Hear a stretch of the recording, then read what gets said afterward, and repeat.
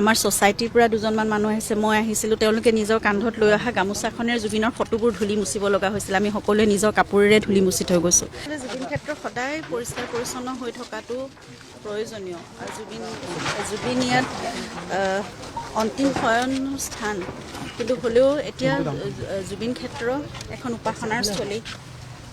আমি মন্দিৰ মছজিদটো এনেকৈ লেতেৰাকৈ কদৰ্য পৰিৱেশত নাৰাখোঁ কেতিয়াও, আৰু তাৰ প্ৰতি আমাৰ আচলতে সকলোৰে দায়িত্ব হ'ব লাগে। এক পৰ্যটনস্থলীলৈও এতিয়া ৰূপান্তৰিত হৈছে, গতিকে এই ঠাইখন খুব ভালদৰে ৰখাটো আমাৰ সকলোৰে কৰ্তব্য।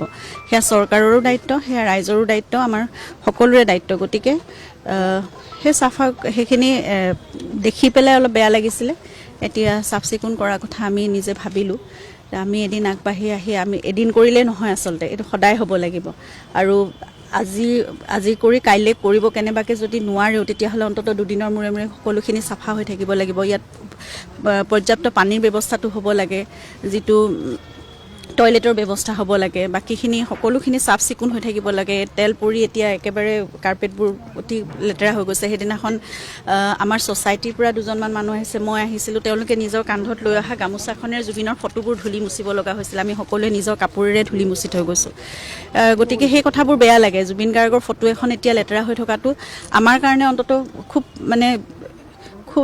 খুব পেইনফুল কথা এটা। সেইকাৰণে তেনেকৈ থকাটো আমি বিচৰা নাই। জুবিন ক্ষেত্ৰ সংশ্লিষ্ট কৰ্তৃপক্ষই যদি কৰিব নোৱাৰে, তেতিয়াহ'লে আমি ভাবোঁ আমি নিজে বা ৰাইজে মিলি হ'লেও সেইখিনি ভালকৈ ৰাখিব। সেইকাৰণে আমি সেইখিনি কৰিব বিচাৰিছোঁ। আৰু জুবিন ক্ষেত্ৰখন কেনেদৰে নিৰ্মাণ হ'ব, কিবা এটা চিজিল হ'ব লাগে মুঠতে, কেনেদৰে হ'ব ৰাখিব বিচাৰিছে, সেইটো ভৱিষ্যত প্ৰজন্মৰ কাৰণেও বা আজি এই এবছৰ দুবছৰৰ কথা নহয়, আমি 50 বছৰ 100 বছৰ যুগ যুগান্তৰলৈ আমি যেতিয়া নাথাকিম, ভৱিষ্যত প্ৰজন্মৰ কাৰণেও আমি ভাবোঁ জুবিন ক্ষেত্ৰখন তেনেকুৱা এক স্থান হৈ থাকক, য'ত আহি পেলাই সকলোৱে বুজিব পাৰে জুবিন গাৰ্গ কোন আছিল, জুবিন গাৰ্গৰ সেই সত্তা। ইয়াতে বহুত কিবা কিবি কৰিব নোৱাৰিলেও যিমানখিনি মাটি আছে, যিমানখিনি আমাৰ সমল আছে, তাৰ ভিতৰতে নিশ্চয় খুব চিজিলকৈ ধুনীয়াকৈ জুবিন ক্ষেত্ৰখন নিৰ্মাণ কৰি মানে এটা ধুনীয়া এখন ঠাই বনাই পেলাব পাৰি। গতিকে সেইখিনি হোৱাটো আমি বিচাৰিছোঁ। মুখ্যমন্ত্ৰীৰ বক্তব্যৰ পাছতে ইতিমধ্যে তৎপৰ হৈছে প্ৰশাসনেও, আজি আৰম্ভ কৰিছে বাউণ্ডেৰী ৱালৰ জোখমাখ লৈ থকা হৈছে। মানে সেইখিনিতো আপোনালোকে সকলোৱে দেখিছে। আজি হোৱাটো সেইটো প্ৰশ্ন মোলৈ আহিবই নালাগে, আপোনালোকে নিজে সকলোৱে বুজি পায় যে এদিন হ'ব লাগে নে এইটো সদায় হ'ব লাগে। আজি 5 মাহ হৈ গ'ল, এনেকৈ থাকিব লাগে নে এইটো সদায় সেইটো ইমান দিনে থাকিবই লাগিছিল। সেইটো মোক সুধিব লাগে নে মই আপোনালোকক সুধিছোঁ? আপোনালোকে কওকচোন, সেইটো অৱহেলিত হৈছে নেকি? মই আপোনালোকক সুধিছোঁ, মিডিয়াক সুধিছোঁ, ৰাইজক সুধিছোঁ, মই সকলোকে মোৰ ফালৰ পৰা মই সুধিছোঁ, আপোনালোকে কি ভাবে অৱহেলিত হৈছে নেকি?